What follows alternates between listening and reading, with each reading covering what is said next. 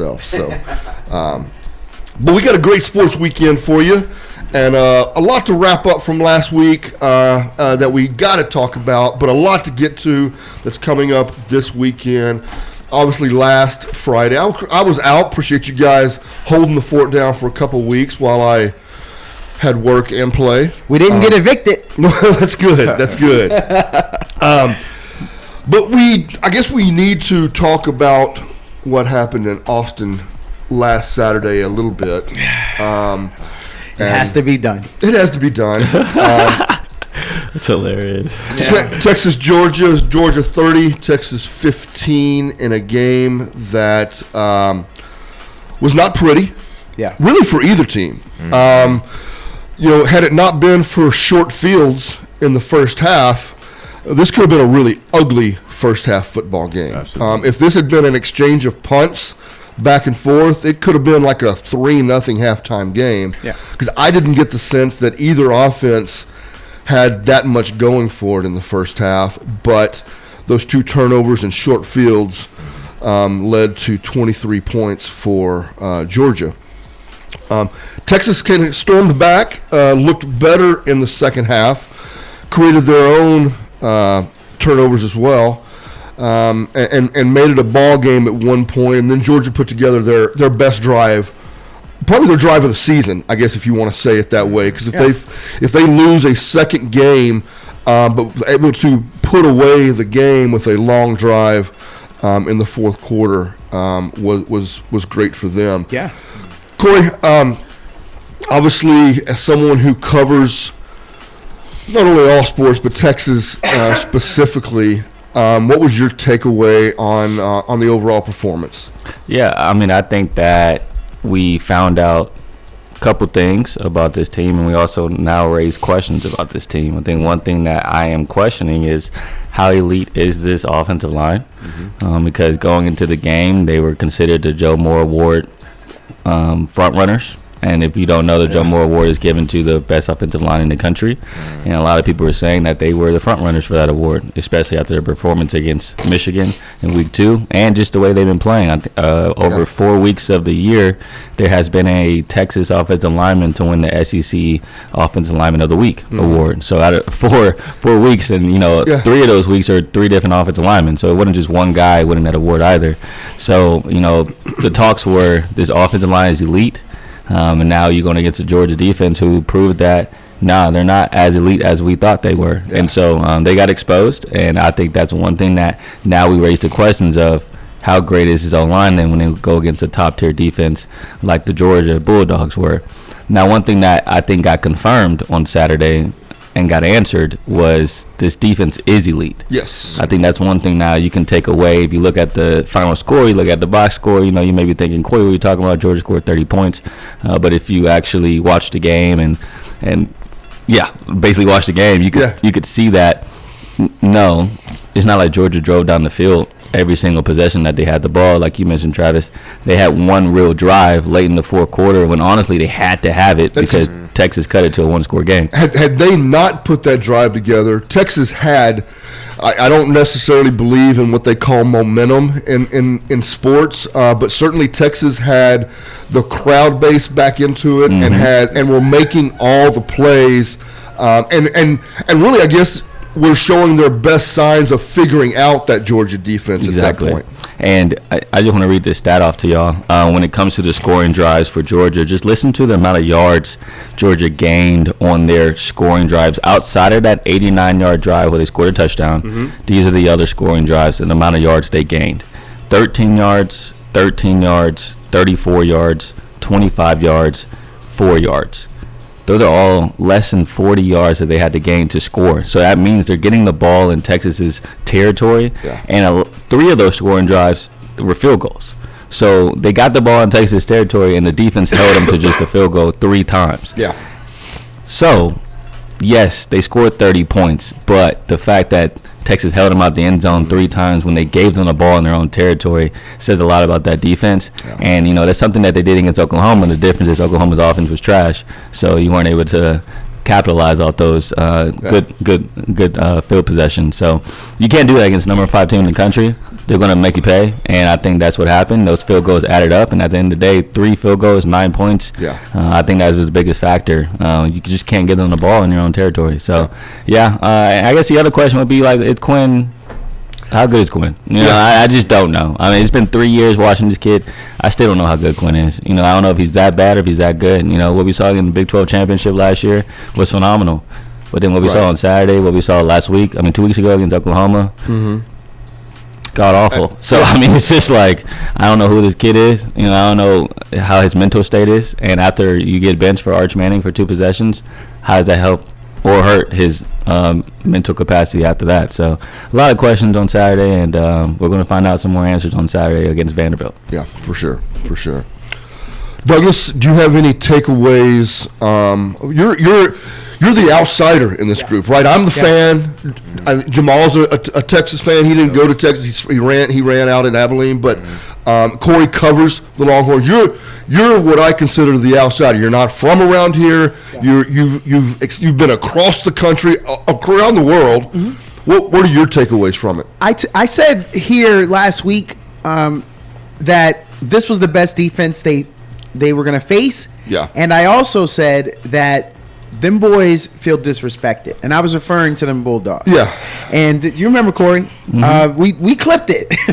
We clipped it. It's on social media because that's what I felt. I felt it from Georgia. I felt from them that everyone just said, you got no chance against number 1 and them boys in Texas. Yeah. And don't nobody want to hear that. And I just felt, that's what I felt. When the game started, that's what I felt. I felt like they were out there throwing haymakers because and like grimacing, you know, like over swinging, but actually connecting on Texas. And then you just feel good and you just keep throwing. And now it made me look back. Because we're just looking at that loss, that Alabama-Georgia loss. In the second half, they outscored Alabama 27-11. So they just had a bad first half, and they were just playing catch-up. But you guys remember that fourth quarter. There were 27 points scored in that fourth quarter between both teams. Right. And they outscored Alabama in that fourth quarter 19-8. Yeah. So are they that bad? I mean, it's one loss to a good team. We'll see how it turns out for Alabama. Alabama's going through some stuff, but maybe Alabama was up for that game, and they got talent just like them Bulldogs have. So those were the two that I had. I really thought they were going to come in with a bunch of attitude, and Georgia did. And I just personally felt Texas just couldn't match. Maybe it's the home cooking. I just don't think they were ready to catch up to that speed. And Jamal, check me if I'm wrong here. It looked to me like Georgia is used to living in the top 5, and Texas is the newcomer in the top 5. Texas didn't show themselves terrible overall, right? I think a lot of people are sitting back and going, you know, those short fields and turnovers in the first half were the difference in the game. The second half was an even football game between two teams that weren't playing at their best, but two defenses that were really tough to play against. Yes. I think most pundits would say that, right? Yes. And that's just the way I felt watching it was.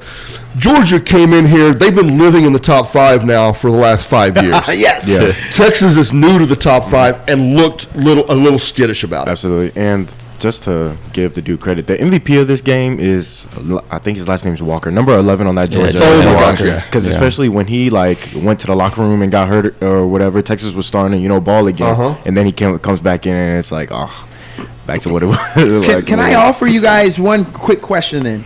Now, can we give a little more respect to the Georgia defense, because what they did to start the year, they put that 34-3. I know we all watched it because we got our Austin homeboy Klubnik that was in that game, and to go smack them boys around 34-3, and that's the only loss Clemson has had. Maybe we kind of forgot. Well, you're right. How good Georgia and their defense, and they've been playing as a team. Yeah, and that's something I mentioned on our pregame show is that, Georgia's defense was ranked 27th in the nation going into that game against Texas, and that's not characteristic of what they've known to be. 27th in the nation isn't what Kirby Smart, I'm sure, wants to be ranked, and they've had teams gash them, like a Alabama, like a Vanderbilt, and so like these teams that put up points against Georgia, and Kirby even said it in his press conference before the Texas game. He said we just don't have depth on that side of the field. We just don't have guys, especially in the secondary, that if you take them out, if a starter goes down, he's not confident in the backups and the corners and safety position. But against Texas, that front seven proved that if you have a rush, that secondary can get hit a little bit, and so they only got to cover for 3 seconds, or they only got to cover for 2 seconds. And so I think that front seven deserves a lot more respect when it comes to the Bulldogs, because, Quinn looked scared out there. He looked confused. And, of course, the offensive line as well. They all just were miscommunicating. Running back wasn't – everyone was to blame when it comes to pass protection. Yeah. And, that front seven for Georgia, you're right, Douglas. Like, respect to them. I had no idea their pass rush was like that. Yeah. So – the only person on that defense I knew was Malachi Starks. Same. With you. Exactly. Travis, you said something about psyche and Quinn's psyche now. Was Sark, do you think Sark really was saying, hey, let's just get a mobile guy in there? Or do you think Sark wanted, of course I'm asking, did he want a spark? Or did he lose confidence and feel like, hey man, you need to take a breather? Yeah, so I think it was take a breather. In my short career as a quarterback back in high school, right? There was a game when I spelled a quarterback, and the coach told me, I'm gonna give you a series or two, and then because I need to settle him down, and then we're gonna go back, and so I knew going in, my job was to try and get the bus headed in the correct direction again. Yeah. Give him when I went in the game, they put me in the middle of a series, and I stopped him on the way out, and I said, hey, go get your head right. You're coming right back in. I don't know if that's a conversation they had, but when I saw Arch come in, that was my first thought was, we're nearing the end of the half. This pass rush is overwhelming this offense. Yeah. If we have a chance to do anything, it's for the most athletic quarterback we have might be able to step up and hit a hole. And he did. He had one good run. Yes, he did. Yeah. And had that drive turned into something overall, maybe it could have changed Sark's mindset going into the second half. Okay. But I think the intent of it was, we need a breather. We need something. What I'm doing as a coach is not working. Yeah. And what the players out there is not working. I can change one guy and see if it shakes things up and calm my top guy down. I can tell you when it happened. When I saw it, Quinn was scrambling out of the end zone. I think we all thought he was going to get a safety, and he got out. And when he fell forward to the plank position, did you see how long it took him to get up? Yeah. It looked like he was just like, oh no, I'm still up. My knee didn't hit. No, my forearm's down. But he stayed there a little too long. Like the breathe out of, dang, these boys is getting us. And I think Sark saw that and was like, man, I got to hold on. I kind of opened my mind to something. What if Sark was trying to do something like he did at Alabama when he benched Jalen Hurts for Tua? And he thought, Arch was going to come in and potentially be the savior, It's very possible. Because Arch could have come in. Hey, after that scramble run up the middle when he picked up a first down, if that drive turns into something and they get points heading into halftime, certainly could have been a changing moment. But like I said, I think the mindset at the time was, I've got to change something, and the quarterback position is obviously the easiest way to change something, especially when you have quarterbacks like these two, where one has one skill set that the other one clearly doesn't have. Right? If they're the same guy, maybe you don't make this move at all. Or maybe you still think that the headspace of Quinn. It was clear the headspace of Quinn was getting overwhelmed. Yeah, and Sark knows Quinn more than all of us at this table. Yeah. So it's kind of like, got to trust what he saw on the sidelines and what he heard or was hearing Quinn say on the sidelines. And Sark told us after the game that it was definitely a give him a breather, get a new face in there. let him calm down because things were moving so fast. Yeah. Now, it was kind of interesting, though, when we talked to Quinn, because Quinn mentioned he didn't think he was going back into the game until after halftime. That's when he found out he was going back. So, there was a little mix-up there between Sark's words and Quinn's words. And so Sark was saying, I'm going to give him a breather, and my plan was to put Quinn back in after the second half. Quinn saying, I didn't know until after the end of halftime that I was going to come back in. So, I do think if Arch would have led a drive to score a touchdown, Arch would have been in the game in the second half. I totally believe that. Yeah. And so, Sark is kind of protecting his QB1 by saying, like, hey, the whole plan was to get Quinn back in the game. Yeah. But I highly doubt if Arch would have scored those 2 drives, he wouldn't have made that switch again. So. Yeah. No, I believe that as well. From Sark's standpoint, like I said, I think the mindset essentially, but he obviously didn't verbalize it, right? And so, as a coach, I guess you don't want to over verbalize. What if he pulls Quinn aside and says, "Hey, man, I'm just giving you a breather, and I'm gonna put you back in," and then Arch marches him down the field, and he doesn't put you back in. All of a sudden, now Quinn's going, Coach, you said you were putting me back in. Yeah. I mean, like all props. Had Arch scored, Quinn would have gone, well, yeah, that's great. Appreciate you, Arch. Appreciate you coming in. But Coach told me I'm going back in. Yeah. And then doesn't put you back in. All of a sudden, now you got a problem. So I want to offer something, and I don't want it to come off.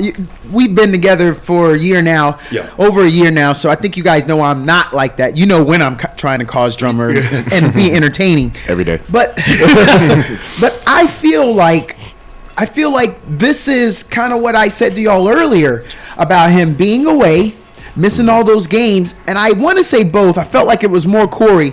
But both of y'all kind of dismissed me to say, well, he's been hurt before and he'll come back. Yeah. Because it looks like he just is trying to get back up to game speed. Oklahoma is not who we thought they were and made it through that game. He didn't put 50, but put 60 up on them. And then here, this exact next game, here we go. Yeah. This offense is playing at 75% capacity right now. Okay, good. Yes. That's what that's my feeling right now. Is the run we should have gotten more production out of every phase of the game against Oklahoma, and that should have been a much bigger blowout. Should have. They sleptwalked through that game to beat them 34-9 or 30, whatever the final score. I don't remember. 34-3. Yeah. They sleptwalked through that game to beat them that badly.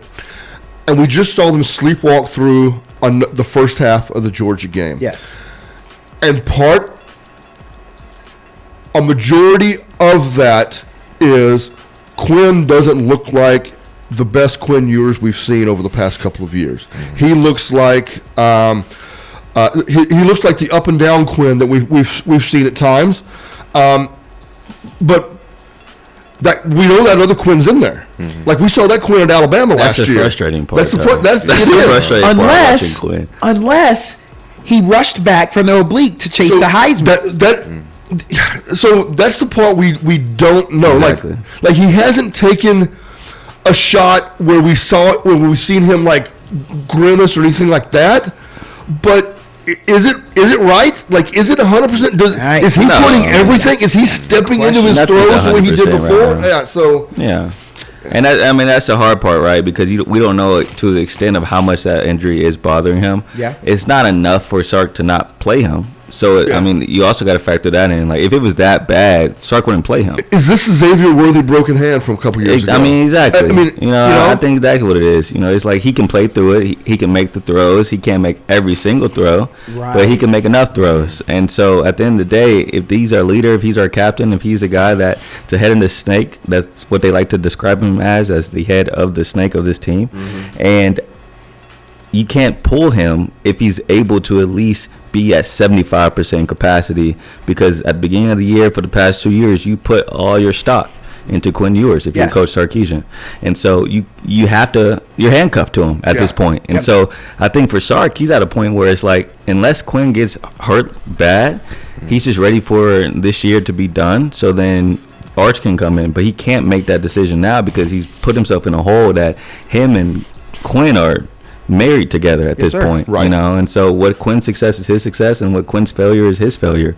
And so at this point in the year, you just can't make that quarterback decision, because I think everyone's already known and all the players say, like, Quinn's our leader, and you just can't take the leader out the locker room. Gentlemen, again, I like how you said it there to remind everybody I'm distanced from it. We got an Alex Smith, Patrick Mahomes possibility. And in that same thing, Andy Reid said, I don't care. I'm going to have to do what I got to do. So do we look back and we say we probably should have? I mean, I know this is woulda, coulda, shoulda, but to your point, sometimes if you're too loyal and you're not trying to see the whole picture of, we don't know what these next 2 years is going to look like with Arch. Yeah. But if he turns out to be the college equivalent of Patrick Mahomes and goes off on a run, we're going to come back to, man, that first year, maybe we should have. There were some signs, and we probably. But I would argue right now, and you saw flashes of that against Georgia. Arch isn't ready, mentally for these big games. I mean, there was a couple plays that I remember this rollout that he had where easily could have threw the ball away. Easily, but he instead took a sack, and those are the plays that Quinn doesn't do. And Quinn used to do that his sophomore year, but now he's grown to the fact that he knows that just throwing the ball away is okay, and just not losing that possession off a sack or losing that drive is more important than trying to make a play. And I think right now Arch is always trying to make a play, and with his young nature, he wants to throw the deep ball every single time. He wants to go for the explosive plays, which is the exact opposite of what Quinn is doing. But sometimes Quinn's contentment and his carefulness is a good thing for this offense. Just drop it down to Isaiah Bond so he can run 20 yards. Just drop it down to Ryan Wingo so he can run 30 yards. Don't go for the deep shot. Yeah. And vice versa for Arch. Stop throwing it so deep all the time. Every play doesn't have to be a 40-yard pass. And so I think right now his maturity in the pocket and maturity of the game still needs to grow for Arch. And that's something that Sark is kind of like, well, I would rather go with the guy who's not going to turn the ball over, which, funny enough, Quinn didn't do against Georgia. He actually did turn the ball over a lot. Yeah. But I think right now Sark is more so trusting in his scheme that, if this guy just takes care of the football, we'll win games. And I think that's the quarterback. Quinn is the quarterback that does that at the highest level compared to him and Arch. What do you guys say about one, maybe two more losses? I don't know. Of course, obviously Vanderbilt can sneak anybody. They're ranked 25th. Yeah. But maybe not Florida, probably not Arkansas. But what if there's one or two more losses, it gets turned over to Arch? And here's why I'm asking. Last year, I looked at, and I hate to say this about one of our own, I looked at Klubnik at Clemson, and I was like, oh my God. You know what? I'm doing the Slavic pronunciation. Yeah. I apologize. He is of Slavic heritage. Klubnika, for those out there listening, means strawberry in Russian. Klubnika. So Klubnik is right there. I did look him up, so I know he's of Slavic heritage. His dad. That's cool. But I'm just kind of curious. Is there pressure being Longhorns that y'all have to keep Quinn in and keep this going the way it is, rather than taking maybe a down year and giving Arch or Klubnik an opportunity like they did, and look what he's doing this year? Well, I'm just kind of curious y'all's thoughts on that. I mean, I think right now they're not losing. So, I mean, at the end of the day, and I said this before the season started, because people were asking me, when is Arch going to get in? Do you think Arch's going to take Quinn's job? I said, Arch is never going to take Quinn's job unless they start losing. Right. And right now, they haven't been losing. This is the first game that they lost this year, and it was a bad loss, but also it's against the number 5 team in the nation, and we all saw that defense was phenomenal. So, yes, I agree. If they lose Vanderbilt, then they go on the road and maybe struggle against Arkansas, then the chatter of starting Arch will get louder and louder. But right now, they're the number 4 team in the country, 5 team in the country. Yeah. They have one loss. They're in the SEC championship race. Trust the defense, trust the running game, trust these receivers, trust everyone else around the quarterback position, because that's what they've been doing all year. And until the quarterback is the reason they continue to lose games, Sark's not going to make a change. But if they keep winning and Quinn goes 5 for 30 for 40 yards and 4 picks, he's not going to get benched, because they're going to keep winning games. So. Okay. All right, so we need to get to a break. We'll come back after the break, and we will look forward. As KAZI 88.7, Travis Kent, Douglas Washington, KVU 24's Corey Mose, Jamal January. 512-836-2887, and we have a caller on the line, so let's jump into the phones. Hey, caller, you there? Caller, you there? Ah, Break is over. yeah. You there, caller? You there, Caller coming once, caller twice, and we'll try again. All right, so callers 512-836-2887. We have open lines. All the lines are open. Can I Yeah, say something go right about ahead. the game? Yeah. Just to give these dudes a prop on the defense. Those 3 DBs from Austin played their butts off this past against Georgia. Yeah. I'm talking about Jade, Andrew. I can't pronounce his last name. Makuba. Makuba. Thank you so much, Makuba, and the kid from Westlake Taft. They literally played their butts off. Yeah. Really, I loved everything. I mean, I that saw from them. secondary is. Yeah. I'm at the point where they're the best secondary in the nation. I think so too. Absolutely. I like think that. I asked Jade straight up, like, do you feel like you're the best DB in the country on Monday? And he said, I feel like I'm the best DB in the world. I mean, and like, he's playing like his goal to come in here this year. I mean, I remember talking to him at Xavier Worthy's draft party, and I would never forget this story. I told him this literally on Tuesday when we talked. I said, bro, I remember you telling me at that draft party that you're going to move the corner and you're going to show these scouts that, like, you're more than just a nickel corner or a star corner. And you're going to play the boundary and you're going to show that you can cover. And now that you're doing it, it's kind of amazing to see how you said something to me 6 months ago, and now you're fulfilling that, and you're looking like the Jim Thorpe Award winner while wearing the number 7 for the Longhorns. I think that means a lot, and just props to, of course, like Jamal said, just an awesome boy doing his thing, and all the awesome boys in that secondary. I think Taft, hands down to me, is the best safety in the country. He's my favorite player on the team. You know, and you think of it because he makes such good run support plays. But you got to remember, this is a guy who had, 5 picks last year? I mean, from a safety position, he's a game changer. He can roll down and play a slot guy man-to-man. He is, the last 2 years, I agree. I think there are a lot of people that go to the games on Saturdays or watch the games who Taft is probably their favorite player. Yeah. He's a local Austin kid, and the way he plays, those runs... He made a splash last year with some interceptions, but when he comes up on run support, and Kirk Herbstreit said it on the telecast, when he comes up on run support, he brings the wood. Did you see that pop he hit? I was about to say he was coming up in there. Bro, I thought it was targeting low key at first sight. I mean, I jumped in the press box when I seen it. I was like, oh my gosh, when he made that hit. I was like, please don't let it be helmet to helmet. But it was a uniform tackle, just popped the kid. So, got the caller on the line. All right, caller back on the line. Hey, caller, you there? Go ahead, caller. Yes, I just wanted to know what y'all feel about Vandy's chances of beating UT are. They play like they did against Alabama. It's a pretty good chance. If you can run for 250 yards against this Texas defense, you got a good chance to win. I don't think they'll be able to. I think it will be difficult for a zone read concept football team to come in and beat this, or even at home to beat this Texas defense. I think there's too much speed there. But Alabama's got speed, and Alabama, gave up 45 points to them. Yeah. So. Go ahead. I think it's a chance because my nephew is number 28, and I know he's getting ready to. Yeah. Yeah, 100%. Yeah. 100%. All props to you. I do not want to see him getting loose. Let's put it that way, because he has the ability to get loose, and if we have a problem with that, I don't know what else to do. Ma'am, I want to support you because how they have shown themselves against 2 top 10 teams already. They lost the game to Missouri, ranked number 7, but I wouldn't be disappointed about that. They lost 30-27, top 10 team. And then, of course, we know what they did to the number 1 team. That's a lot. And that's to what Travis is saying. It is a lot with their offense, but we talking SEC talent.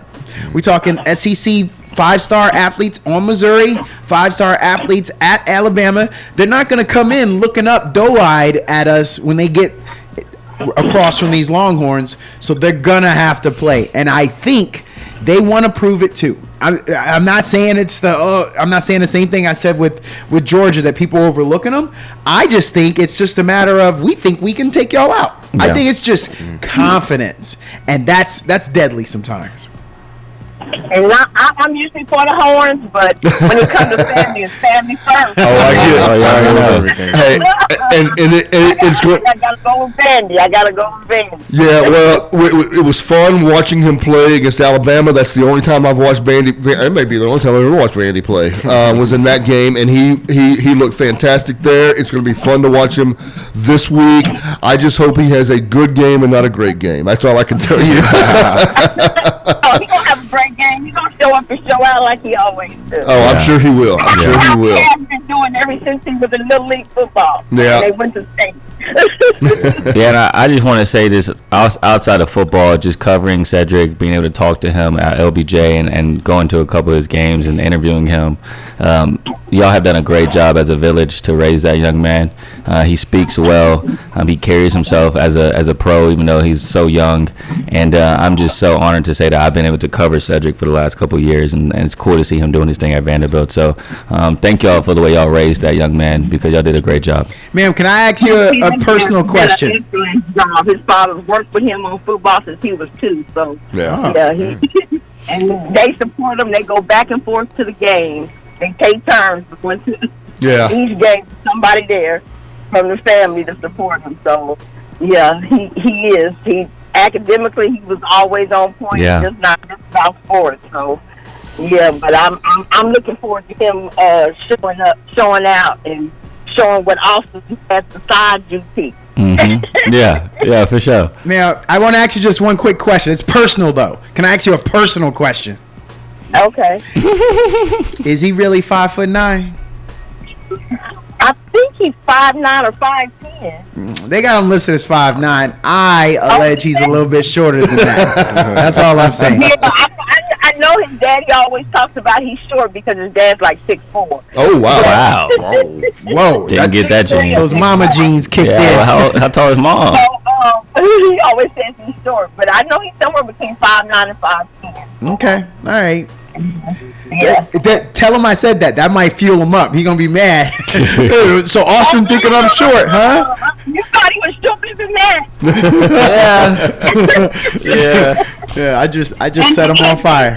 His uncle always says, because my husband and his dad are brothers. Yeah. He always says you don't have to be tall to be a running back. Oh no. You just got to get that ball and run that ball. You know? Yeah. Hey, Travis, you remember Joe Morris, Giants, and Dave Meggett? Yep. Not the tallest. That's right. My dad were big. He's a Giants fan, so I know about those short guys. All right. Well, we appreciate the call. Thanks for calling in. Okay. All right. bye-bye. You have a good weekend. 512-836-2887. You can get your calls in as well. Yeah, Travis, what you were mentioning earlier, just about the read option and the way this game was going. Sark said something that was intriguing to me. How if you look at all of Vanderbilt's games, the teams that they're playing against, they've only been able to run like 48 plays, 49 plays on average. Yeah. When, like, for example, Texas played OU, they ran about 75, 76 plays. So there's going to be a limited amount of times Texas will have the football, because Vandy, they run the ball first off, that runs the clock, and then they wait until 5 seconds left in the play clock, Yep. 4 seconds left. They're making sure that the other team doesn't have possession. So I say that because these last 2 games, Texas has gone off to slow starts. Yeah. And so if they're not able to take advantage of their possessions early in this game, and now you're looking at a first quarter where you only had 2 possessions, Yep. and now you're down 7-0 after the first quarter, this game can change a lot. Yeah. I want to say Alabama had only run 33 plays going into the fourth quarter. See, that's against crazy. Vanderbilt. Yeesh. That's crazy. I mean, that's how are you going to win a game? I mean, look, the top teams in the country, whether it be Georgia, Oregon, Texas, whoever it is, all of them are looking to run 70-plus plays a game. That's just the way that the top teams in the country play the game of football these days. And yes, you're right. Vanderbilt wants there to be less than 100 plays total in the game for combined both teams. That's the way they play the game of football. That is Army at their best. That's Navy at their best. Those are the way those teams play the game of football. When we watched Navy take Notre Dame several years ago down to the wire, it's because they wanted to run. They wanted to go 3 plays first down, 3 plays first down, 3 plays first down. If they can do that and take time off the clock, yes, if you punt twice to them, Yeah. you're not getting the ball back until the next quarter. That's the way the game's going to go. And so we have another caller on the line. All right, so let's go into the calls again. Caller, you there? Yeah, why you don't like to lose? They have to act like crazy. Do what now? I'm sorry, I didn't understand. What'd you say? I said, why do UT don't want to lose games? So they start acting up.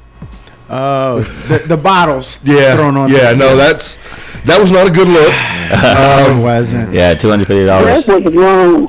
Y'all gonna win something, you gonna lose some. Yeah, yeah, Yeah, it was more so for the call. Only thing they think about is winning.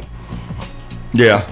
It's that certainly was not the best moment for the program overall. It was about that call. It wasn't about losing. It was about the call.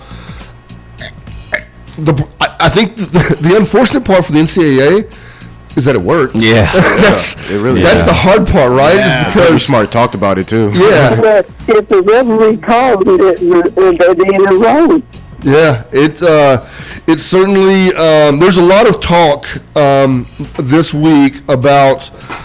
Vanderbilt put up nets in front of their student section this week, and they say they're going to keep them up through at least the Tennessee game.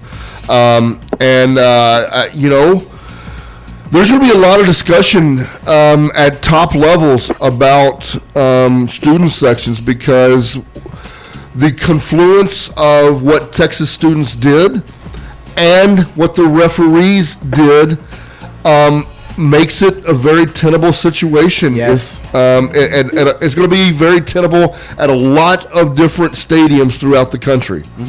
But you know what thing? UT needs to stop that. They make them look bad. Make Texas look bad. Yep, I agree. Well, I think the president made it pretty clear to the students.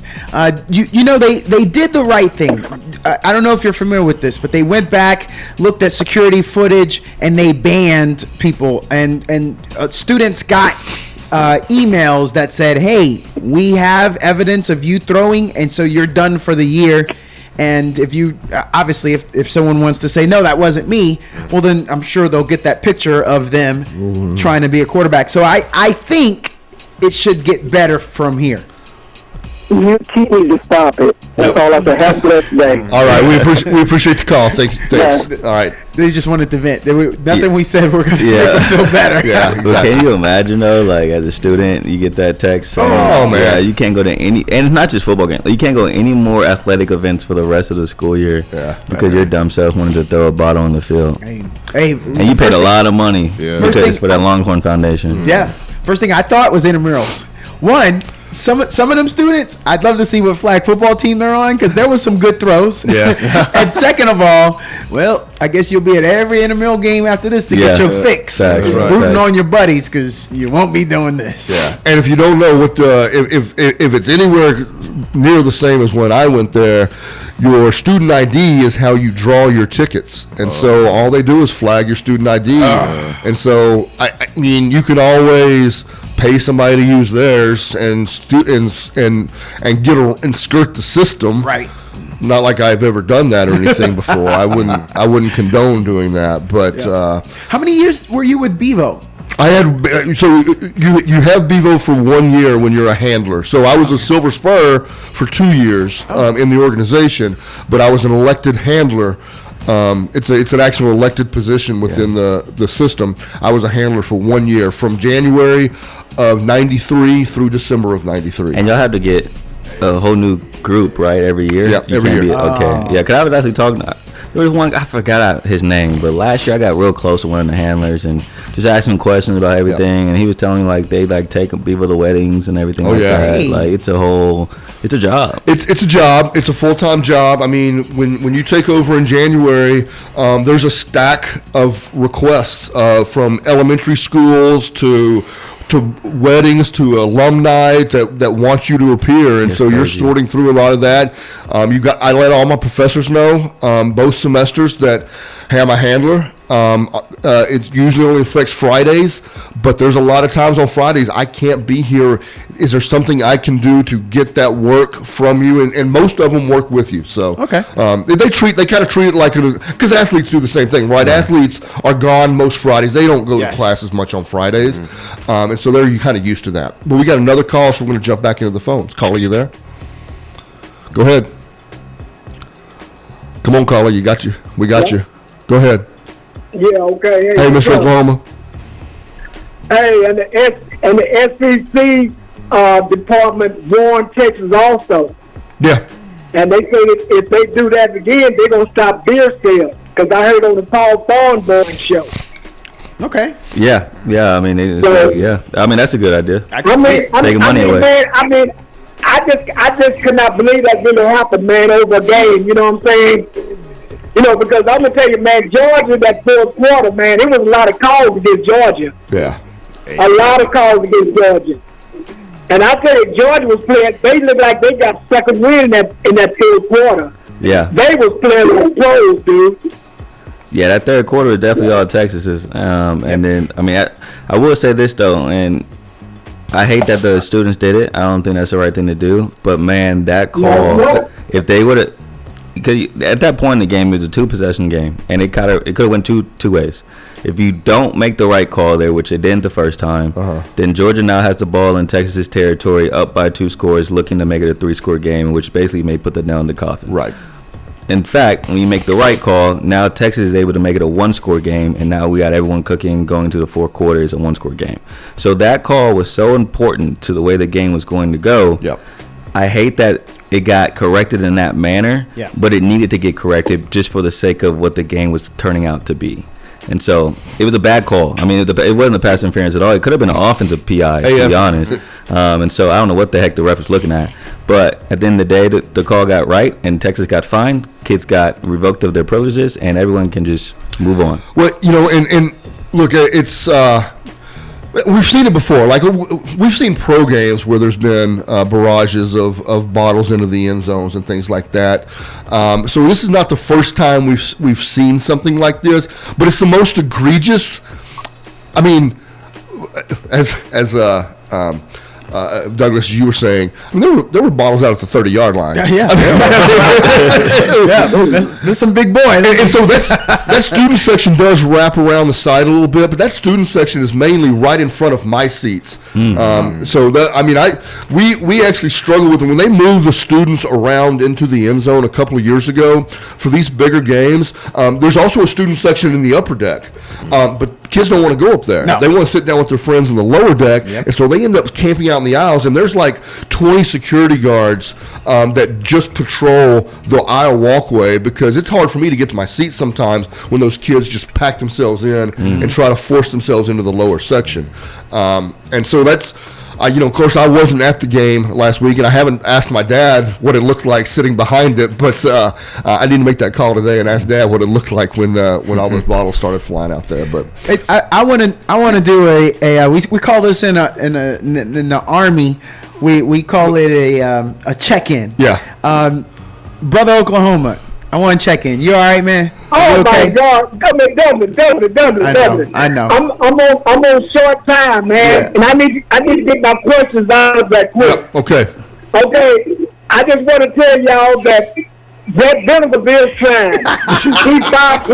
Let me finish. He fired his offensive coordinator. yeah, Seth So Latrell. that is good. Yeah, That is good. Okay. So at least he's trying because I think he's going to be in a hot seat next year, you know. Next year, at the end But of I the want to season. talk about, man, that I think they need to change targeting too. You know, but when you be targeting the player, when you hit a player, because you have some of those players, they dip their head, you know, Yeah. and they call that targeting, you know. yeah, crown of the So, moment. Yeah, I think they need to change. I think they need to change that. The ref need to look at the replay and then give the player warning. Because if it happened again, then he get thrown out the game. But it happens too much, man. because a lot of those running backs, they dip their head. I'm really And not. then the defensive player be thrown out the game. I would agree with you. I think they need to tweak the targeting rule a little bit. I think it's very. That's right. Yeah, I think it's a little overly penal in some situations. Yes. But I tell you what, I feel like from the time that they instituted the rule several years ago, however long ago it was, I feel like the number of calls overall throughout the season has gone down. Yeah. So I think it certainly helped. But I do. Yeah, think, right. Yeah. So we maybe leave some discretion, some referee discretion. Yeah. And to intent. Yeah. Right. Yeah. And reaction time. Yeah. Right. It's just hard to see that in real time. It is. Yeah. And then when they go Yeah. to the replay and you slow it down, it's like, well, by definition, Yeah. he did leave with the crown, but it's like, bro, like that wasn't his intent. Right. So I totally agree. Yeah. I just don't know what you can change the wording to. I don't either. There's the only real way to do it is because in real time it happens so fast. You've got to rely on some replay official or something like that to ultimately make the call. In which look, every targeting call it goes to review. What you would have to do is open it up to that person's discretion. To him, maybe he was able to call down and go, you know what?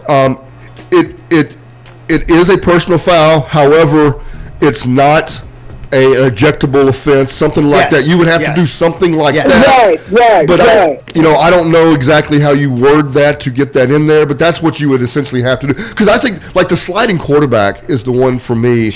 I've seen guys kicked out on a sliding quarterback when you're already going down to make a hit, and that quarterback slides underneath you, and you end up hitting him in the helmet.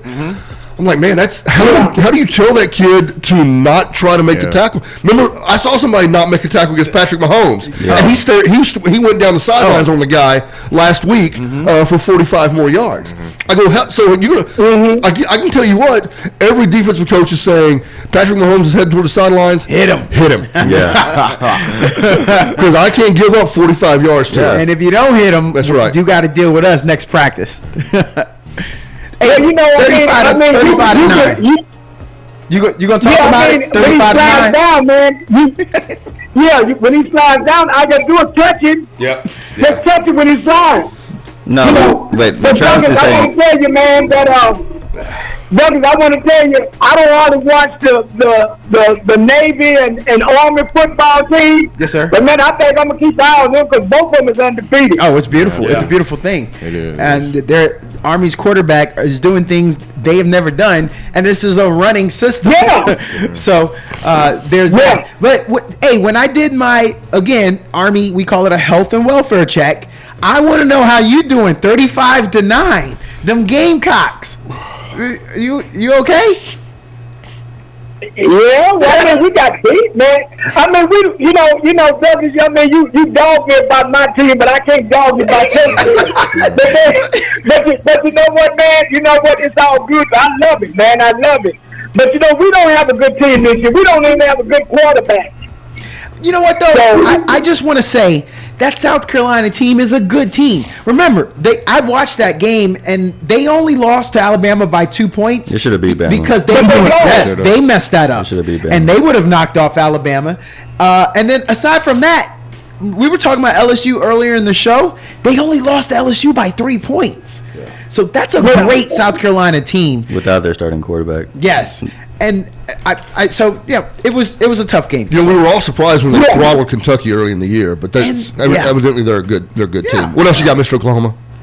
Yeah, y'all talking about, you know, that short guy there, BJ? Yeah. Look at LeBron's son. LeBron's son. Look at him. He looks like a child. And let me say something before I get off the air, man. Yeah. Douglas, I know NBA started, man. We got a long way from football, baby. We got a long, because I know you know the NBA. We still got an hour and 8 minutes to go. We might be able to get some NBA talk in, but we had to cover. We had to cover. Yeah, I know you love the NBA, Yes, man. sir. We got a long way to go in football, man. Yes, sir. Hey, I'll see y'all later. All right, appreciate you, Mr. Oklahoma, as always. All right, so let's wrap up a little. I guess we kind of were talking Texas Vandy. Yeah. Kind of we had a lot of phone calls in this segment, so we didn't really get on track. We got a couple minutes left before we go to break again, so let's kind of wrap up because I know we're going to get to some NFL and we got NBA talk we got to get to with the season starting. Thoughts on Texas Vandy going into the weekend? Blowout. Wow. Whoa. Yep. Just because I think this is gonna be like a bounce back game, like what happened after Bama beat Georgia and Georgia just beat the brakes off of. So you're looking for a get right game, yes, right? Literally, I'm looking for a get right game. I don't think Vandy scores. I think, well, at least they don't score a touchdown. I really don't think so. I think the way Texas' defense is played, and especially against teams like this who run a read option, assignment football, this is exactly what Texas defense thrives in. They have really mature eyes. They don't fall for fakes, and Diego Pavia isn't a thrower that can beat them down the field at all. And so the problem is, though, I don't think Texas offense will move the ball either. I just think it's going to be kind of like the 17-3, 13-6 type game. I'm not confident. Isaiah Bond's probably not going to play either. It's been told that Ryan Wingo, true freshman, will start though. That's kind of like the reports coming out right now. So honestly, like excited to see him play because every time he touches the ball, it's a 40-yard gain. So now he's going to be able to get that Ryan Williams type treatment, Jeremiah Smith type treatment. Hopefully this game. So with the added opportunity, I'm really looking forward to see what Wingo can do with more playing time. So. But we only have a few minutes, a few seconds before we go to break. I'll just be quick and say Vandy is going to make this a heck of a game. Yeah, I agree. I wanted to say it was going to be in the 30s. Listening to you talk, I'll at least take it to the 20s, and I'll say a 24-27 score. But I certainly think that they'll put some points up. They put all those points up on Alabama, number 1 Alabama. They can do it against the Longhorns. So I kind of skew towards Corey. I've watched this Texas defense over the last several years as they've gotten better and better. You don't run the ball 4 or 5 times in a row against this Texas team and make many yards. You might pick up 5 yards on first down, but if you come back and run the ball on second down, you're picking up 1 or 2. If you run the ball on third down, you're getting stuffed at the line of scrimmage. That's what this Texas defense does. They learn and they adapt. And this zone read type of attack, while it's difficult, and Pavia can keep the ball and hurt you, and he will get away on a couple of runs here and there. I don't think they can do it consistently enough. I don't think they get to double digits in points. My fear is what Corey said. If this is a 17-3 game, as a Texas fan, I come out disappointed. What I want to see is what Jamal is hoping for, is a 35-3 game where Texas offense throws the ball for 250 yards and they run for another 150 or 175, and we come out of there with just a whipping, right? I need to see a donut. That's what on that Vanderbilt. So scoreboard. Quinn looks so rattled. He does, Quinn looks so. But as a fan, I've got to hope for that get right. Yeah. I've got to hope for the get right. So we need to get to break. Here's what we need to do: is we need to get to break. Yeah. And we'll get back after this. On the Fans View, KAZI 88.7, Travis Kent, Douglas Washington, Jamal January, KView 24's Corey Mose. We're going to get to the phones because we believe we have Pflugerville man. Oh no, he's going to have to call us back. His boss saw him holding on the line, so he's going to have to sneak away and call us back. So we'll look for that call real quickly.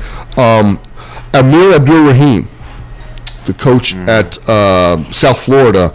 Sharif Abdul-Rahim, the former NBA player's brother, passed away yesterday. Complications in surgery. So our prayers go out to the Abdul-Rahim family. Sharif Abdul-Rahim, if you don't know, is the president of the G League. No, didn't know that. Former NBA player Sharif, who's obviously that's why we know the Abdul-Rahim name is from Sharif's playing days. We do. His brother turned around that South Florida basketball program. They went to the NCAA tournament last year, made it the top 25 for the first time in years. But passed away from complications from surgery. So, sorry to hear about that. We want to get to the NFL. You watched the game last night, any?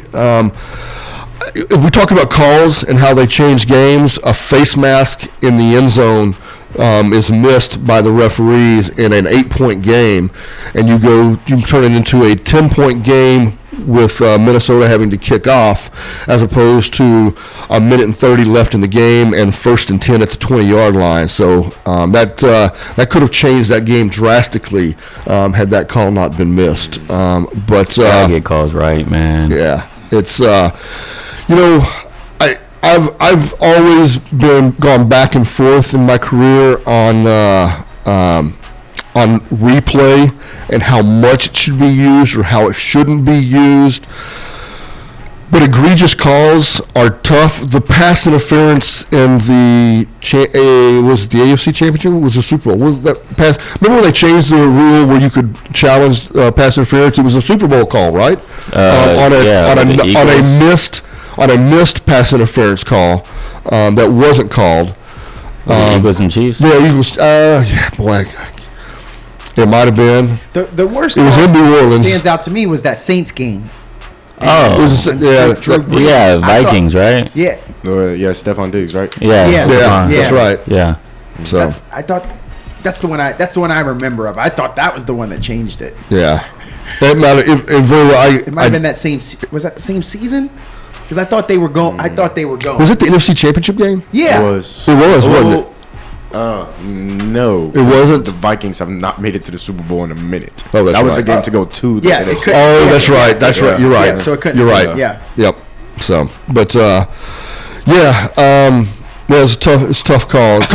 Let's look at the weekend coming up in the NFL. However, Oh, yeah, go ahead. Go ahead. I'm impressed with Sam Darnold and Stafford.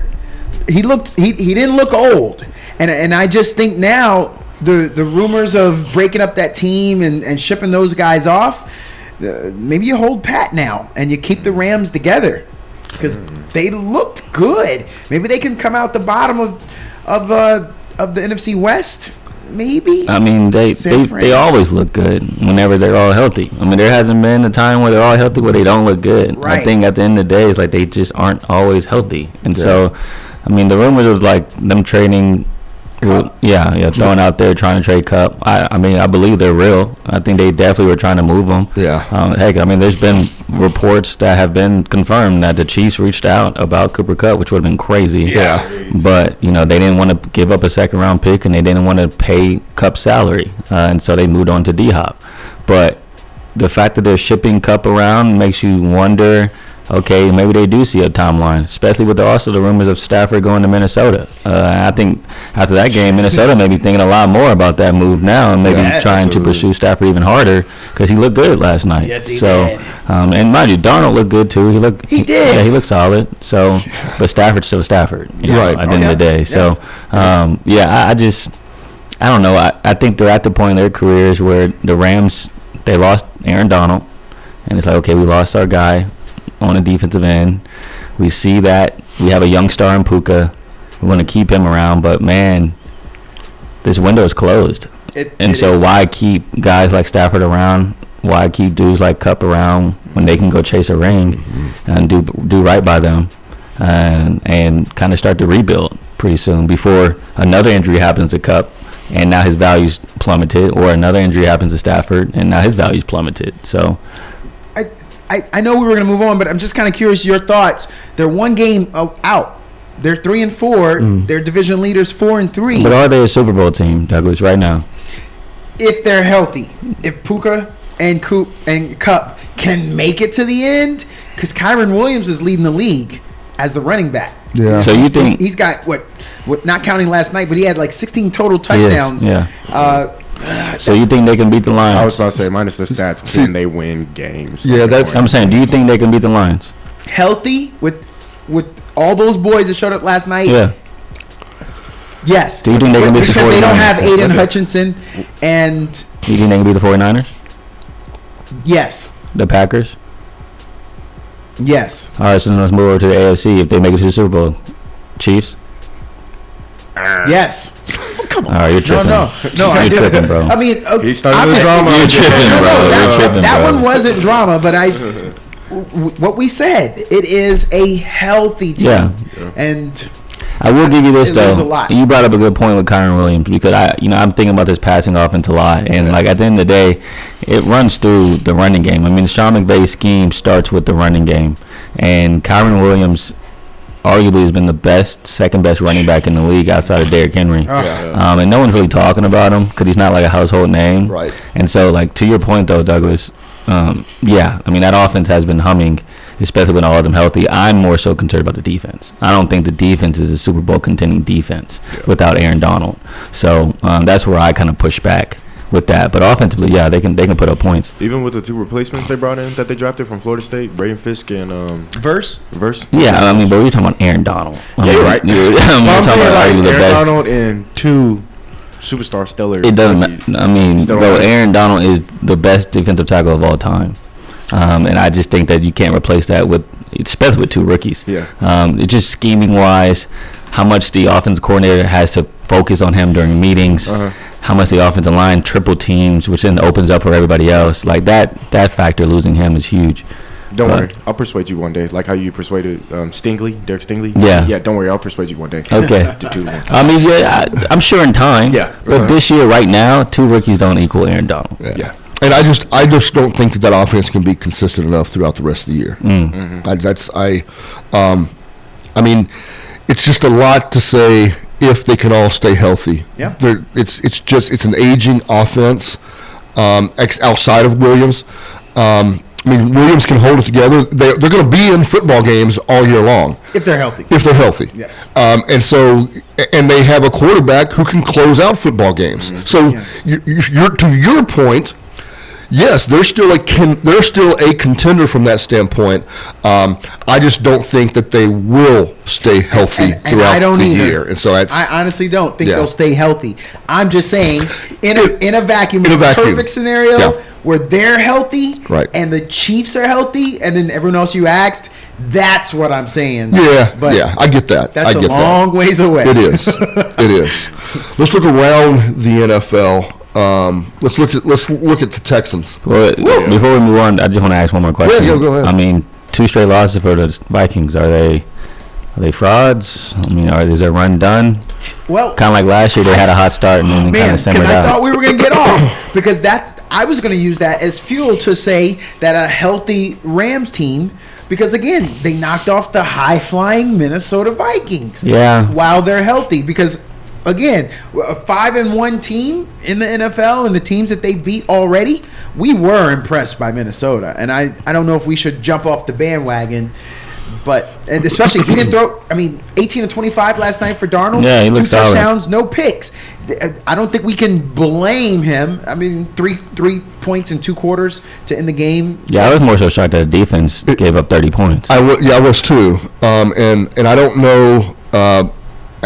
At the end of this, the hardest part for Minnesota is that they're in the toughest division in football right now, Yeah. and they have.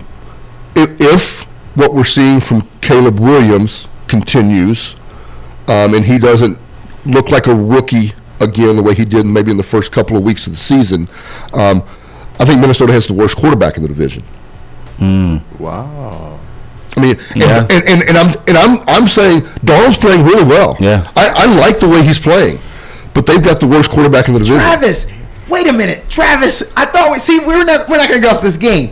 He only lost to Stafford or to Goff Yeah. by 2 points. Had he won that game, Yeah. I don't think you'd be saying that. No, I think I still would be saying that. I think Caleb Williams is more dynamic and is showing us week by week that he's getting better as a rookie. Yeah. I think Jordan Love today is a better quarterback than Darnold, and I certainly think that Goff is a better quarterback than Darnold. I'm not saying that they're all of a sudden a trash team. The problem in their division is that if you end up the season at 11-6, you don't make the playoffs. That would be incredible.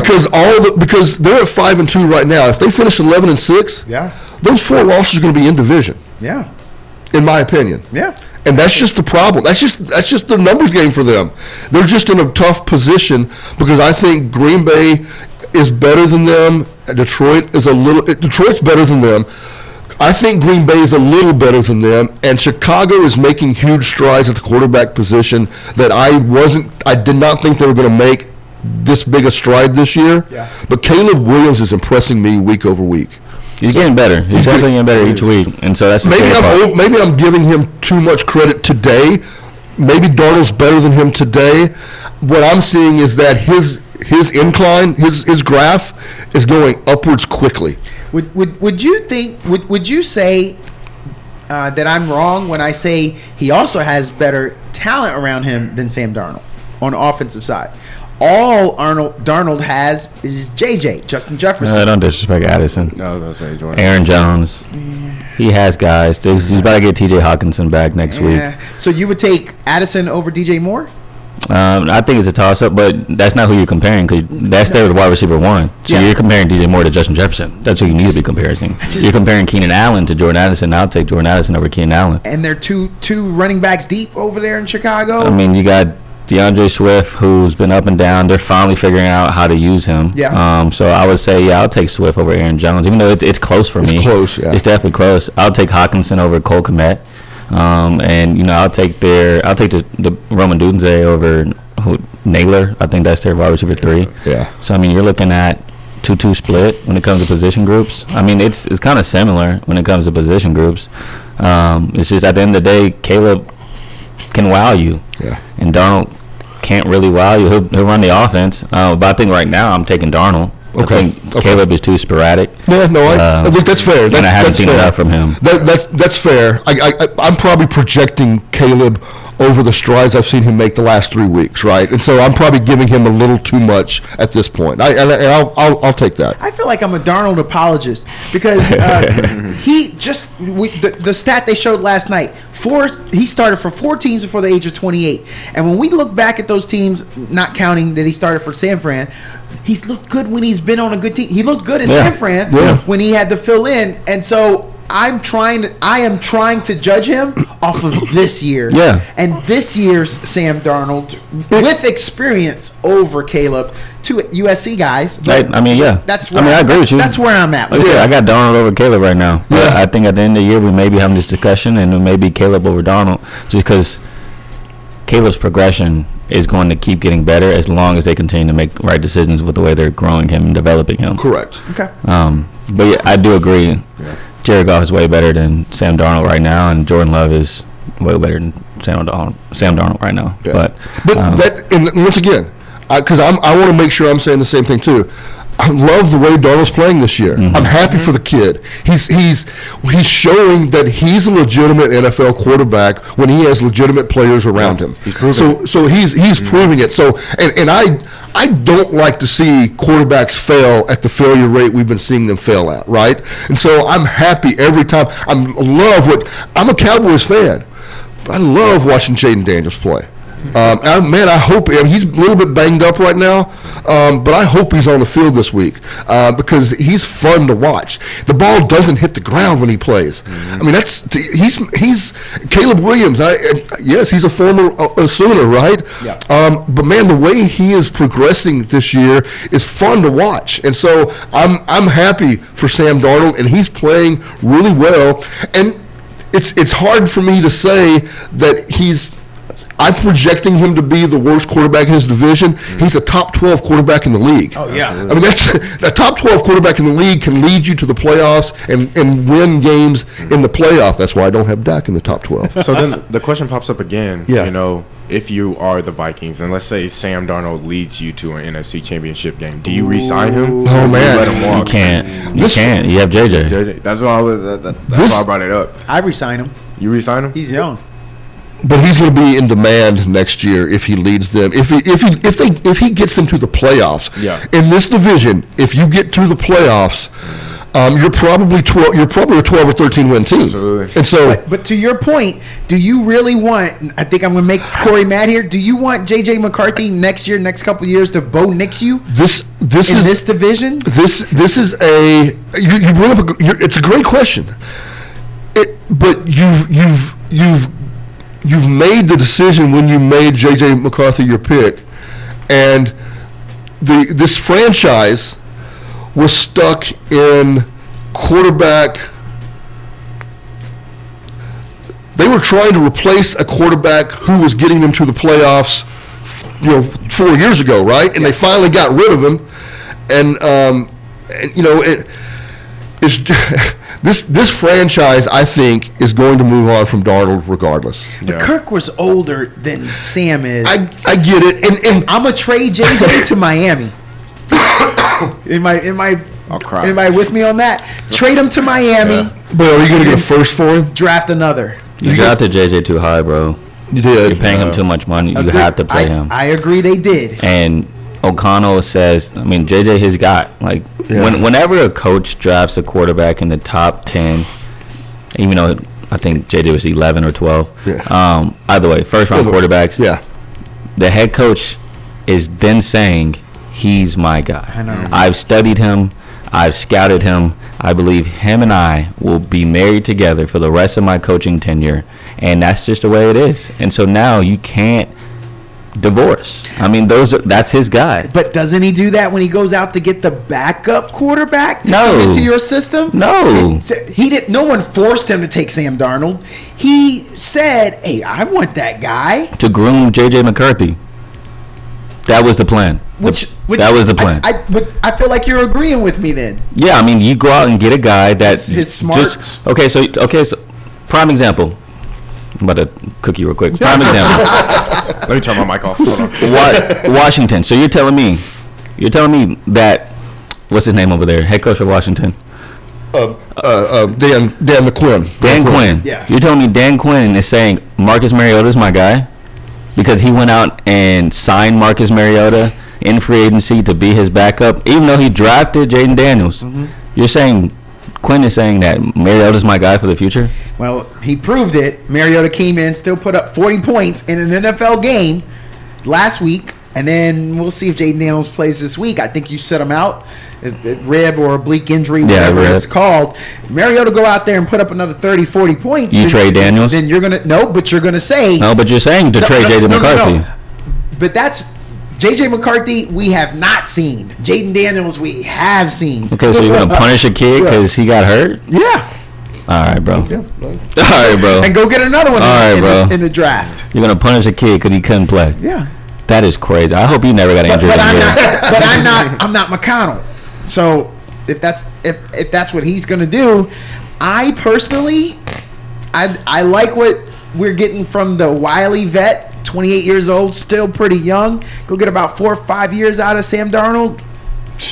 Win now. So you're telling me in this division? You're telling me if Darnold's not a Super Bowl winning quarterback at the end of the day, he's not. Is McCarthy? We don't know that. And so that's the beautiful thing about keeping McCarthy. The whole point of every single team at the beginning of the year is to win a Super Bowl. And if you know going into the year the quarterback that you have cannot take you to the Super Bowl, why the hell is he your starting quarterback? I could name 3 or 4 quarterbacks that will satisfy that. Most importantly, I'll say Trent Dilfer. And no one would have ever thought Trent Dilfer would have got that. And he did it. And even during those days when Joe Flacco won one with Baltimore, I know what he looks like now at his age. But at that time, nobody would have thought he got that. And he did.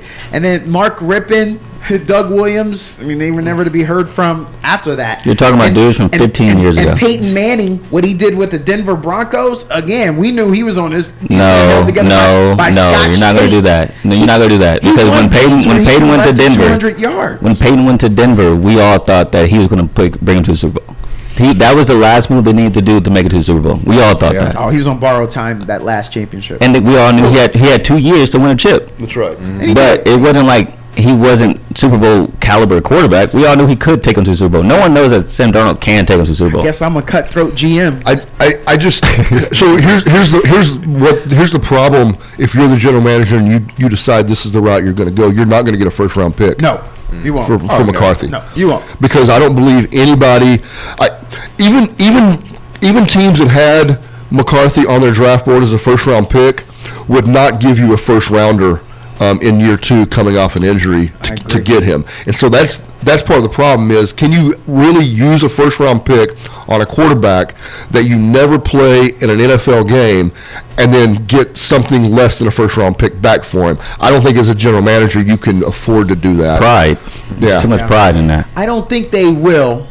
I'm saying that's what I would do.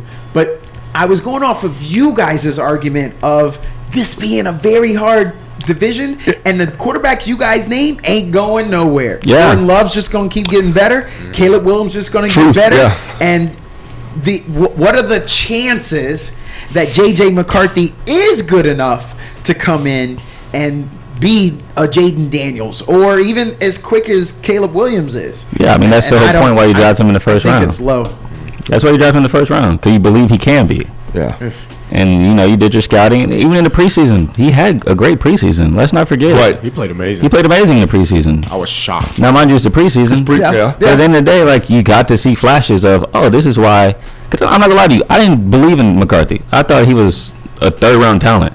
And so when he got drafted that early, I was like, that's a dumb pick. But in the preseason, he showed me flashes of, oh, that's what O'Connell was looking at. That's what he was trying to prove to everybody, that he can throw the ball downfield that we didn't get to see at Michigan. And he can move a lot better than Darnold can. So it's a kind of such similar situation with Quinn and Arch. It's like he brings another element to that offense that Darnold doesn't right now.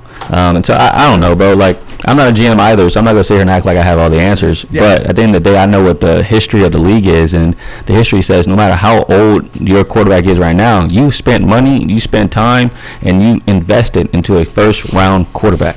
So he's going to be your quarterback for the next 5 years, like it or not. Look at Anthony Richardson right now in Indianapolis. He hasn't gotten better at all. But they're going to ride that wave Yeah, they are. until the end of that contract, because they have to, because they invested, and now him and Steichen are married together. And if he goes down, Steichen goes down. And unfortunately, that's just the way the NFL is. And just like in Houston, CJ had a horrible game last week, but I don't want to talk about it. But I guess we got to, though. You did mention that JJ was a dumb pick, but at the end of the day, they still got their guy. Because I could be wrong. They took Dallas Turner, right? Yep. Yep. So they still got their guy at the end of the day. Yeah. So So I feel like we want to move on and talk about some other teams. I want to talk about the Texans. Indianapolis this weekend. This will be their second time to play. Obviously, they led off the season against each other. Texans got that win. That's the best game AR looked all year. Hasn't looked anywhere. typical AR. Play good the first two games on fantasy, and then just Yep. Just one game on fantasy. It was literally just that one game. Ever since that one game, he hasn't been good. your fraternity brother, by the way, Doug. I drafted him. Yeah. And I haven't traded him. Call him out. I did too. He's still on my bench though. I'm married to him. I will tell you, there were a couple weeks I didn't play him though, Oh, and I man. did go find Flacco. Yeah. But I even rolled with Daniel Jones one week. Daniel Jones. Yeah, he put up a good week for What me. against Cowboys? I think That was a good week. Yeah, that was a good week. Yeah. In the last 6 quarters against the Texans, Anthony Richardson's averaged 9.2 yards per pass attempt, 10 yards per rush, and a QBR of 90.1. He's been killing the Texans. He's been killing the He's been Texans. killing the Texans, which I don't understand why against the Texans defense Right. he's able to dissect. But against everybody else, he looks so incompetent throwing the football. Did you say he's running for a first down every time? he Every scrambles? time. Every time. Yeah. Dude looks like Cam Newton. Looks like prime Cam Newton against the Texans. So, I mean, we'll see what happens on Sunday. But, yeah, I mean, I'm nervous. Yeah. For sure. Well, it's a home game. Yeah, but AR beat That could help you. AR beat Houston at Houston last year. Yeah. Look, I think the storyline this week will be the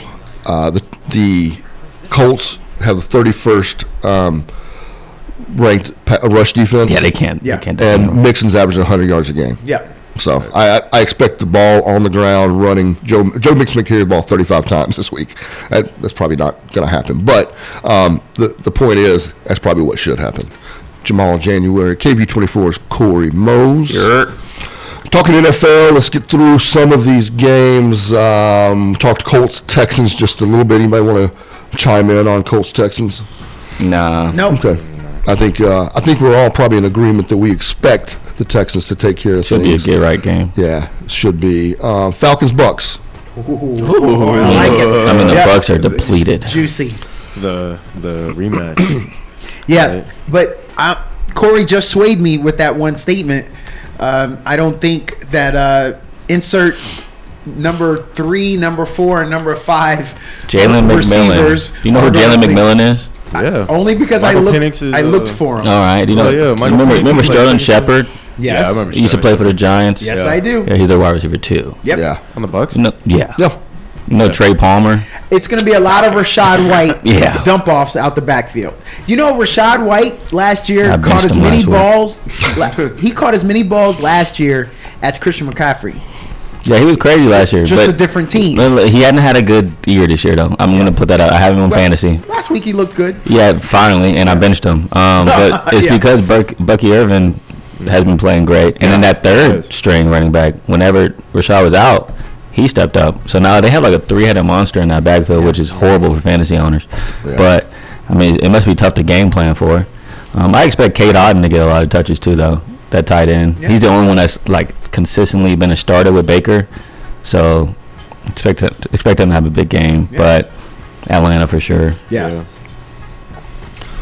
So Mike Evans out. Yeah. Chris Godwin out. For the season. Yeah. Are you mad that he was in the game? Evans?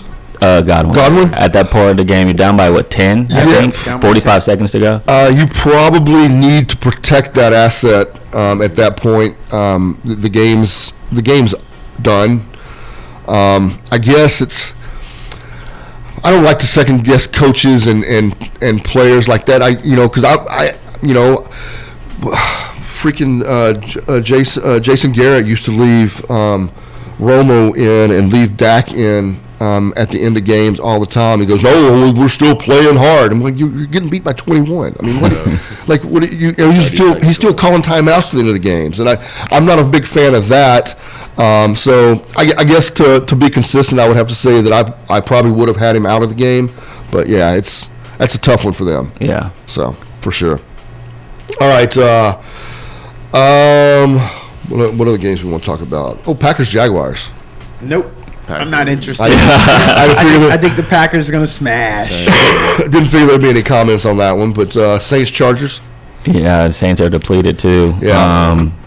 Chargers, funny enough, I think they have the number one scoring defense right now, like giving up points per game, which when I saw that stat, didn't believe it. I didn't know the Chargers were playing that great a defense. But then I looked at their schedule, they just haven't played nobody. Yeah. So, I mean, I guess that plays a factor too, but you still got to stop NFL players. So, Yeah, Spencer Rattler. Is that what we're going with? yeah. No, I'm good.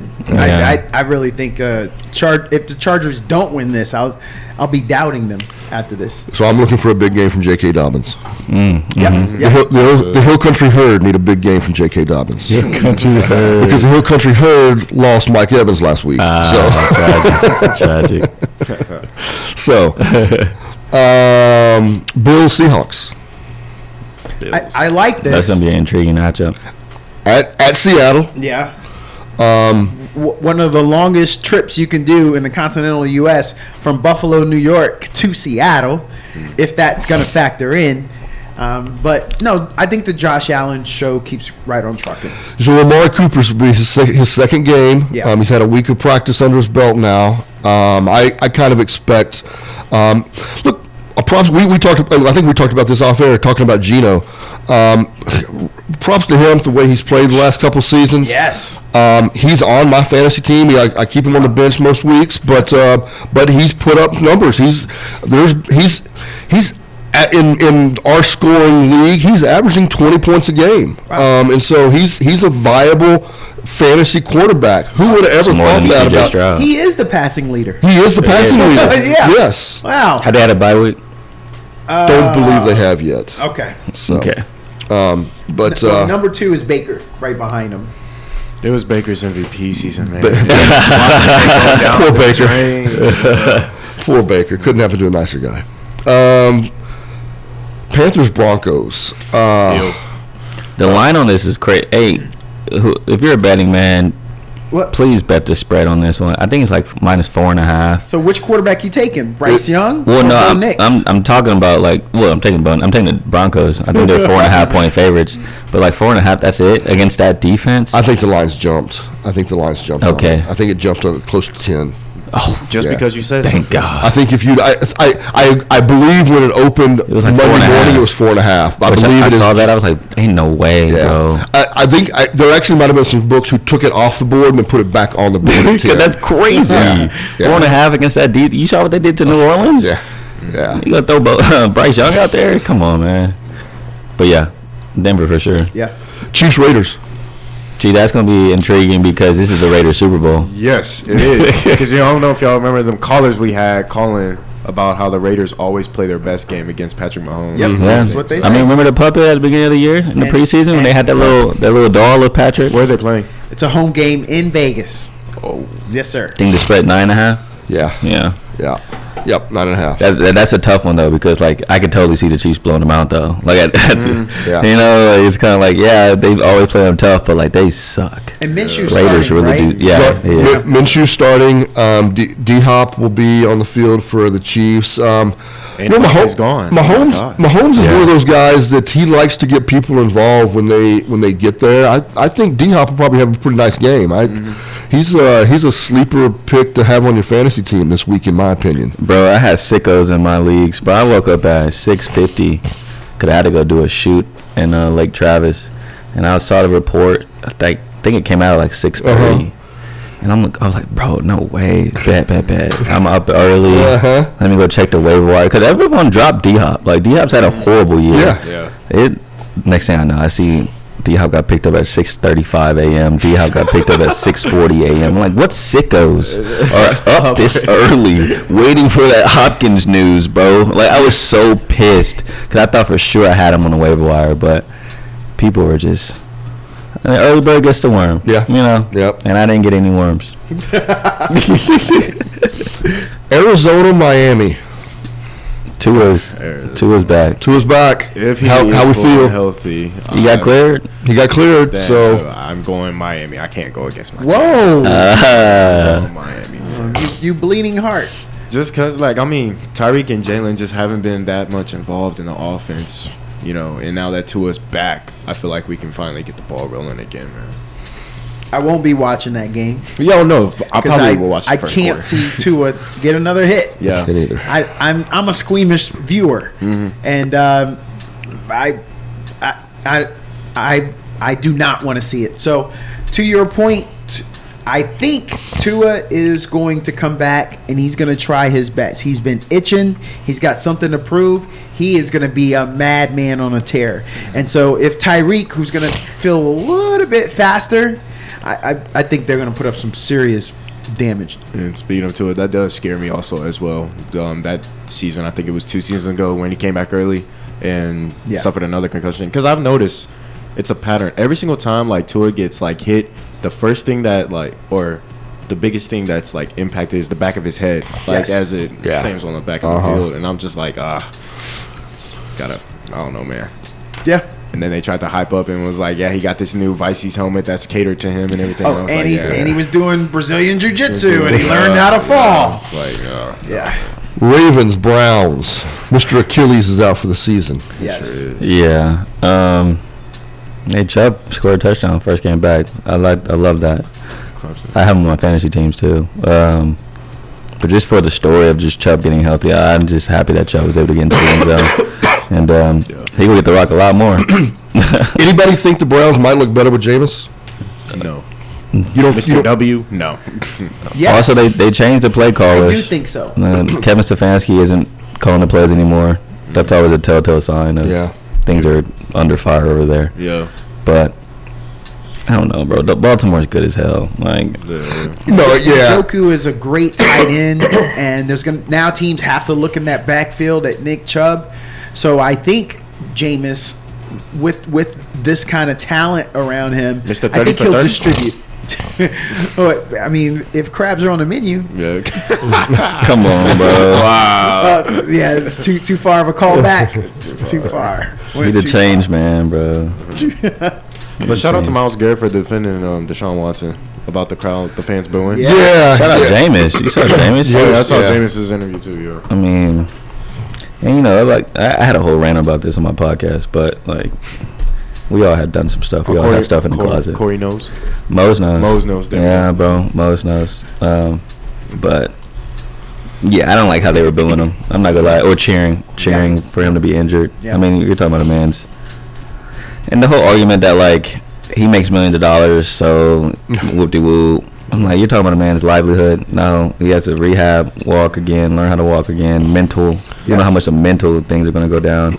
And yes, he's done horrible things, but I don't know, man. We all done horrible things in our lives. All sin is equal. Yep. But continue.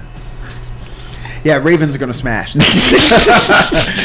I was just going to say, I was just answering Travis's question, will the offense look better?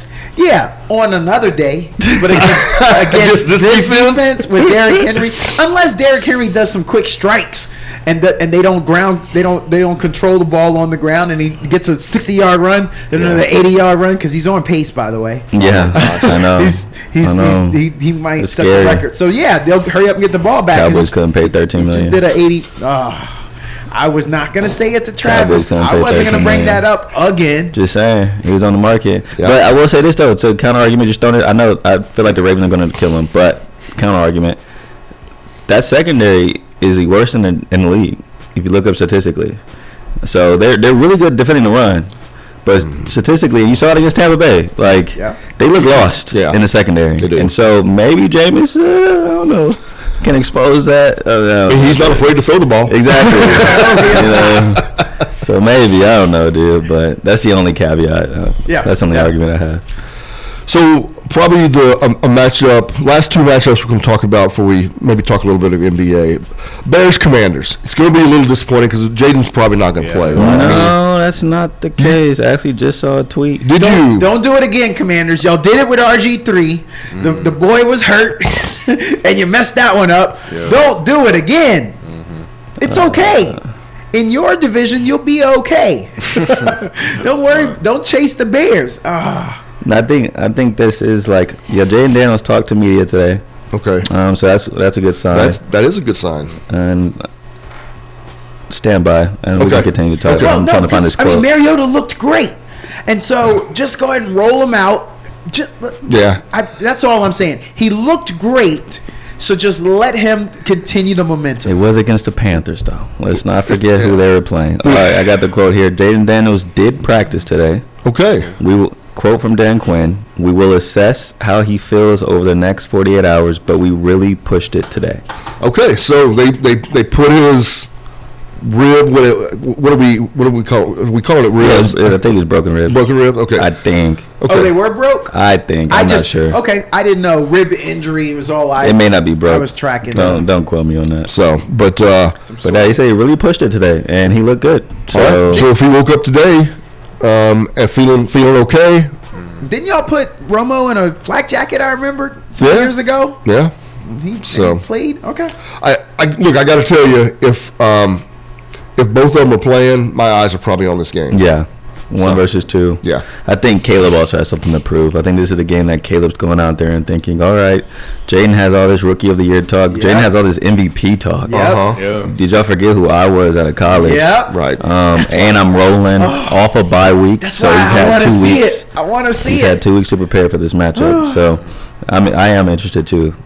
I'm not gonna lie to you. But that's why I don't want Jaden to fake it so he can make it. Yeah. Because Yeah. don't do that. So Right. I'm hoping because again, RG3 felt the pressure that he had to be on the field, and he could have stepped and kept himself out. And I would hate to see it again. Sunday Night Football, Cowboys 49ers. Woo! Two teams that badly need a win in this game. Yep. 3 and 5 teams don't go very far in the playoffs, 49ers. Well, Cowboys would be 3 and 4. They're 3 and 3. Well, that's what I'm saying. If the 49ers lose, they go to 3 and 5. Yeah.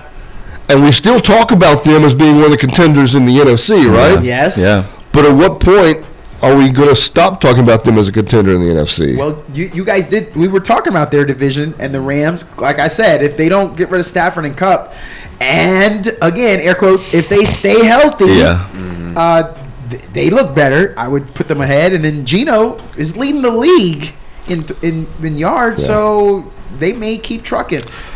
Last 3 meetings, Jamal, Dak Prescott's QB rating against the 49ers, 41. So, Oh man, hey, but Travis, man, According to Jerry Jones, who are you going to get at this time of the year? What talent are you going to get at this time? Oh, just a 5th round draft pick. Just call up Tennessee and go get DeAndre Hopkins. You could Same week that he said this, by the way. Or, you just go get Amari Cooper. you could have had Amari Cooper back. Maybe even Cup. Would have looked. Cooper, and who's gonna? If there's somebody out there who might overpay for Cooper Cup, it would be the Cowboys, right? the guy. So, Travis, I'm curious. Is this the Deion Sanders Bowl or the Charles Haley Bowl? it's a great question. What do you call it? I'll call it the Charles Haley Bowl. Okay, all Because right. he's got the most rings. Yeah, okay. So yeah. Yeah. So Are we worried about injuries for the 49ers? No Certainly. Debo practice and George Kittle practice. And Jordan Mason, he acquitted himself. He looked okay last week. So I think he's over the AC sprain. So he's going to be back out there for the 49ers. Yeah. And we push CMC further down the road. I think he'll be back after the bye week. I think Kittle will play, and I think he'll have a big game. It will be interesting to see what Debo has, how available Yeah. he is. I think he'll dress. Oh, I yeah. think he'll play. Pneumonia? But Yeah. a week Liquid after in his lungs. a week after going to the hospital for pneumonia, can you really expect him to play 40 or 50 snaps? Right. Conditioning is that the would- first thing I thought. Yeah. Yeah. So. And Juwan Jennings is hurt. Yeah. He hadn't practiced all week. Ugh. So now you're looking at it. The most healthy receiver just got shot. That's 3 right. months ago. That's right. Yeah. That is crazy. Ricky Pearsall. Fitty. Crazy. So. Most healthy receiver. Got bullets to his chest. You got it. Many man. So yeah, a lot of Jordan Mason though. I assume that's going to be the game plan. Yeah. They're just going to run the ball down the Cowboys' throats. Hope that they can Especially when stop it. Garindo looks good behind him, Mm-hmm. and then even Taylor looked good when they put him in. So just lean on the running backs. I think that's what San Fran's going to do. So we'll see what that Cowboys. How does like. the offense move the ball, Travis? I don't- Please, I don't know. please tell me. I don't know. This Zeke? Cowboy offense is just. Just give it to Zeke. I got nothing Just for give you. it to man. Zeke. It's crazy. I That's got crazy. I got nothing for you. You had a I mean, guy begging to come to Dallas. Begging. And lives in Dallas. That's what I'm saying. That's why he was begging, because he lives here. Yeah, exactly. Begging to come to Dallas, leading the league in rushing. And if he, But if in he our does break the offense, I don't record- know if he had the same production. Corey, if you do that impersonation again, Jerry Jones is going to find somebody, another guy. Is that what he said on to the other reporter? I'm not kidding. He will find I'm somebody. not kidding. He's not kidding, Corey. Oh man, why is this on prime time though? Actually, I didn't know why it's on prime time. It's the Cowboys. Cowboys. Why is the Monday night game on prime time? That makes no Giants sense. to me. Steelers Monday night. Ooh. Well, Oh, I thought it was Jets. Jets. There's 2 games. Oh, of This course. is this is another 2-game Yeah. week. yeah. Well, for the record, he did put on a show, Russell Wilson. We did enjoy Low key, though. his moonshots. Low key. I think we all were like, okay. And did anybody say? Because I said it. Let him cook. I did. I think we're back to the cook. I'm not gonna lie, bro. I had no faith in the boy. I had no faith. I actually had Jets being like my lock of the week. Like an idiot, bro.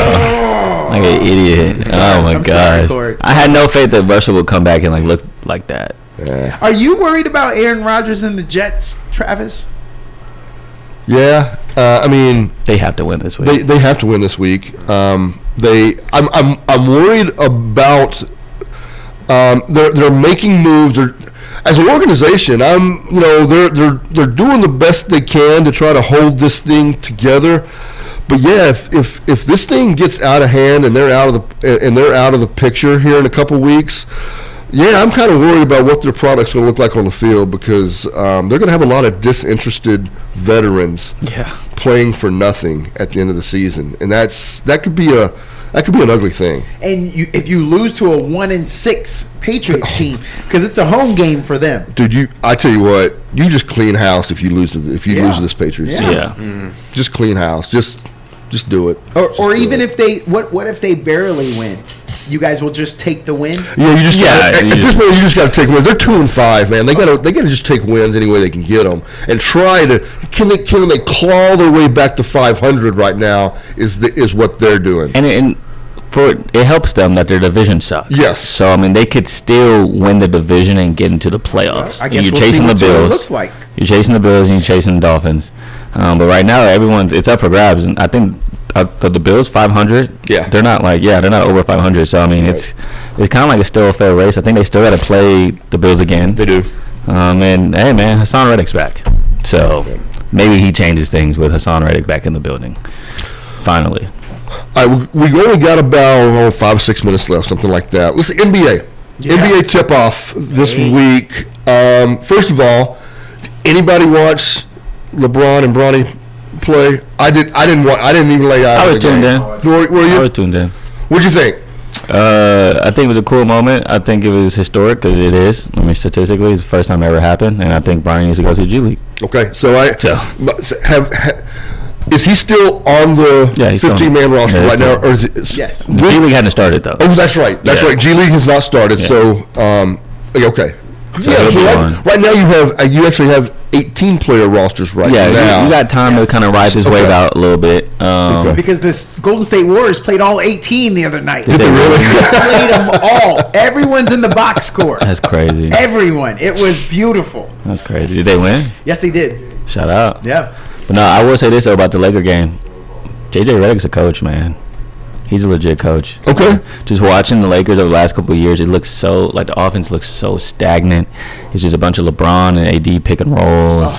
But this man, whenever LeBron left the court, and this is a telltale sign, whenever LeBron left the court and AD was off the court, they were still able to score. They were still able to get easy buckets. Oh, yeah. Jackson Hayes, Dalton Connect, man. I mean, they nailed that he's one. a sharpshooter. They got that one right. And so that's why Bronny had to wait to number 55. No, that's not why Bronny. Oh, Bronny wasn't going first round, bro. they weren't gonna go. For No, bro. No, okay, bro. I thought, yeah, but I'm gonna tell you, incredible. Yeah. I'm a fan of Dalton. They're Yeah. gonna figure out a way to get him in.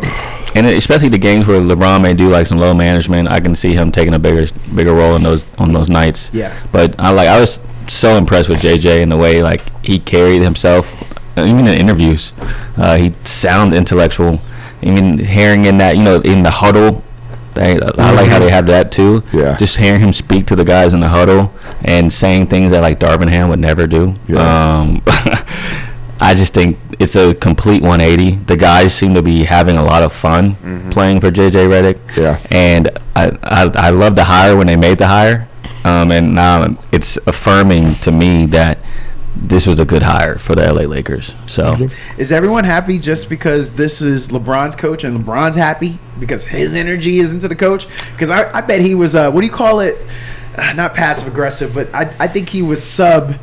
I think all those previous coaches, Yeah. it was always side eye LeBron. Like, Yeah. because he whatever. thought that he was smarter than them. I Yes. think that's what it was. At the end of the day, I think Braun thought he was the smartest man in that locker room, and he Yeah. didn't have respect. And I think right now you have a coach that, and you saw on the podcast together with them too, like they have mutual respect Yeah. for intelligence. Yes. And funny enough, they actually ran a play from the podcast that they talked about for Dalton Connect. That three, he had an open three, and it was the same exact play that they talked about in the podcast months ago about how JJ would have ran this with D'Angelo Russell, and he did it for Dalton Connect in the first game. It's really cool to see. Yeah. And so that's why I'm like, this hire was great, man. My circle's telling me that JJ Redick sees himself in Dalton Connect. I can see that. Yeah, I can see that too. That's what my people are telling me. I think Dalton Connect's going to be a big part of this offense for Absolutely. sure. For sure. I think LeBron's going to love playing with him too. Yeah. Yep. Which I think Luka's going to love playing with Klay Thompson. Man. 6 threes last night. Oh yeah. Man, as a Mavericks fan, I listened to that game on my way back from San Antonio yesterday. Man, I made my smile every time. Every time Klay hit another three, I'm like, Yeah. oh yeah. He's back. That's why you get Oh him. yeah. That's why we got him. Got the record for Mavs debut. Yeah. Most threes in a Mavs debut. Hey, man, no one's touching the Celtics though. Well, whoever had the record, They look so they good, knew it bro. was going down. Yeah. They knew that They record look- was going down. Celtics look unstoppable. They did. Speaking of that game, I bet the Knicks and the Timberwolves probably feel like fools right now for making that trade on both sides because. Well, Julius Randle dropped 33 last night. He did. So they're They feeling still lost. a little bit better. And they still lost? They still lost. I thought they won. What? No, I'm talking about the game with the that very first game. game. Oh, against the yeah, Lakers. yeah. Oh, against the Lakers, yeah, Yeah. Randall looked trash. But last night, yeah, Randall dropped 33. Yeah. But I mean, Celtics are winning the East, bro. Like this team is ridiculous. Well, you don't got faith in the Hawks. Come on, bro. Well, I was going to say. Come on, bro. Alex Sarr and the Wizards. Did you see what Jason Tatum did to him last night? Oh, I was going to say. Oh my God. Thanasis is on opening day. Thanasis was not on the Bucks roster, which means the Bucks are serious this year. I know. So, About time. because that was my Bronny argument to Yeah. anybody as well. If Thanasis is in the league, well, he ain't. And maybe the Bucks did that intentionally. Like, nah, bro. Everybody's not going to keep pointing fingers at Thanasis. And I will say this about Milwaukee: Dame and Giannis looked horrible in their first year together. Yeah. But so did Kyrie and Luka. Yeah. Year 2, look what happened with Kyrie and Luka. So maybe year 2 with Dame and Giannis, they figure it out and they become that team that we thought they were going to be last year, this year. I think that's the one team in the East that can contend against the Celtics, but those guys are just a well-oiled machine over there. And Missoula's a sicko. So Yeah. But for you, Travis, go Mavs. I can't wait to see this all year. I'm excited about this season. I really am excited about this happy season. for you, bro. Yeah, so it's well, I think Doncic and Clay, they're already saying great. They didn't get to play much together this preseason because Doncic was injured, but it was fun. It was fun last night. So we need to get out of here. We'll be back next week right here on the Fans View, KAZI 88.7.